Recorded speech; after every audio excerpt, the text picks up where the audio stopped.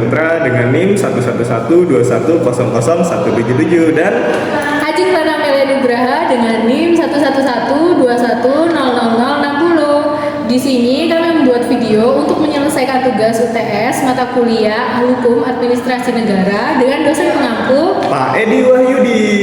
Yeay. Pengertian hukum administrasi negara adalah cabang hukum yang mengatur tata cara pelaksanaan administrasi pemerintahan, tugas, wewenang, dan tanggung jawab lembaga-lembaga administrasi negara. Peristilahan dalam hukum administrasi negara termasuk yang pertama ada administrasi negara merujuk pada seluruh kegiatan yang dilakukan oleh lembaga-lembaga pemerintah dalam menjalankan tugasnya seperti pelayanan publik, regulasi, dan penegakan hukum. Yang kedua ada birokrasi. Sistem manajemen dan organisasi yang digunakan oleh pemerintah untuk menjalankan tugas-tugas administratifnya. Yang ketiga ada pegawai negeri, yaitu orang-orang yang bekerja untuk pemerintah dalam berbagai jabatan dan departemen yang berbeda. Yang keempat ada pelayanan publik, aktivitas pemerintah yang bertujuan untuk memberikan layanan kepada warga negara seperti pendidikan, kesehatan, dan keamanan. Yang kelima ada prinsip hukum administrasi negara. Prinsip-prinsip yang mengatur tindakan pemerintah seperti prinsip keadilan, kepentingan umum, dan proporsionalitas. Jadi untuk hukum administrasi negara berkaitan dengan aturan dan prosedur yang mengatur cara pemerintah berinteraksi dengan warganya, seperti bagaimana lembaga-lembaga pemerintah beroperasi dalam konteks administratif. Jadi di sini saya akan membahas tentang ruang lingkup hukum administrasi negara mencakup berbagai aspek dalam tata kelola administrasi pemerintahan. Ada beberapa aspek penting dari ruang lingkup hukum administrasi negara. Yang pertama, organisasi. Ini meliputi pembentukan struktur dan fungsi lembaga-lembaga pemerintah baik di tingkat pusat maupun di tingkat daerah. Hukum administrasi negara mengatur pembentukan dan tugas-tugas entitas seperti departemen, kantor pemerintah, dan badan pemerintah. Yang kedua, ada pegawai negeri. Hukum administrasi negara mengatur masalah-masalah yang berkaitan dengan pegawai negeri sipil, termasuk penerimaan, promosi, pemecatan, hak dan kewajiban pegawai negeri, serta etika dalam pelayanan publik. Yang ketiga, ada pelayanan publik. Ini mencakup tugas pemerintah dalam memberikan layanan kepada warga negara, termasuk pendidikan, kesehatan, keamanan, dan layanan publik lainnya.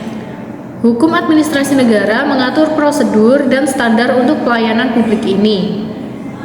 Lalu yang keempat, ada kontrak dan perizinan. Hukum administrasi negara mengatur bagaimana pemerintah dapat memberikan kontrak kepada pihak swasta, serta proses perizinan dan regulasi terkait bisnis dan industri.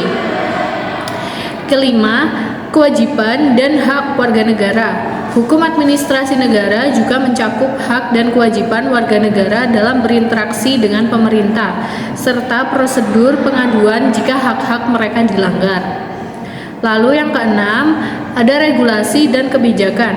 Pemerintah memiliki wewenang untuk mengeluarkan regulasi dan kebijakan yang mengatur berbagai aspek kehidupan sosial, ekonomi, dan politik. Dan hukum administrasi negara mengatur proses pembuatan, implementasi, dan peninjauan ulang regulasi dan kebijakan ini. Yang ketujuh, ada sengketa administrasi.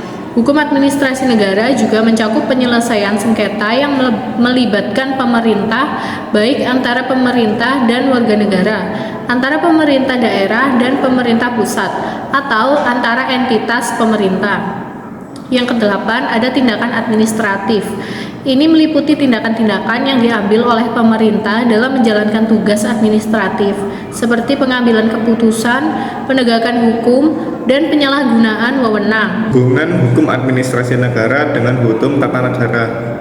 Hubungan antara keduanya adalah sebagai berikut. Yang pertama yaitu hukum administrasi negara tunduk pada hukum tata negara, yang berarti hukum administrasi negara harus selalu sesuai dengan kerangka kerja yang ditetapkan oleh hukum tata negara.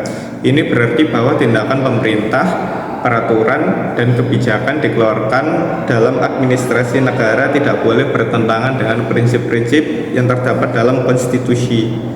Yang kedua ada hukum tata negara, mengatur prinsip dasar. Hukum tata negara mengatur prinsip-prinsip dasar seperti pembagian kekuasaan, hak asasi manusia, pemilihan umum, dan bentuk pemerintahan. Hukum administrasi negara mengatur implementasi prinsip-prinsip ini dalam administrasi pemerintahan sehari-hari. Yang ketiga ada pengujian konstitusionalitas. Hukum tata negara biasanya menyediakan mekanisme pengujian konstitusionalitas terhadap tindakan pemerintah dan peraturan administrasi. Ini memungkinkan pengadilan untuk menilai apakah tindakan administrasi tersebut sesuai dengan konstitusi.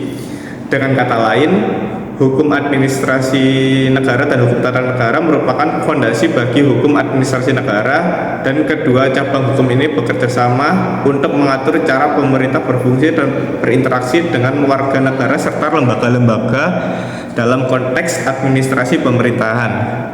Subjek dan sumber hukum administrasi negara.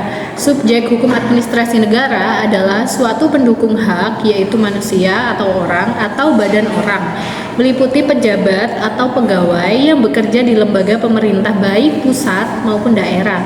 Mereka memiliki kewenangan dan tugas dalam melaksanakan tugas-tugas administrasi negara. Itu tadi penjelasan kita tentang hukum administrasi negara. Mohon maaf jika ada salah kata maupun salah menaruh rasa. Sekian dari kami. Wassalamualaikum warahmatullahi wabarakatuh, jamaah.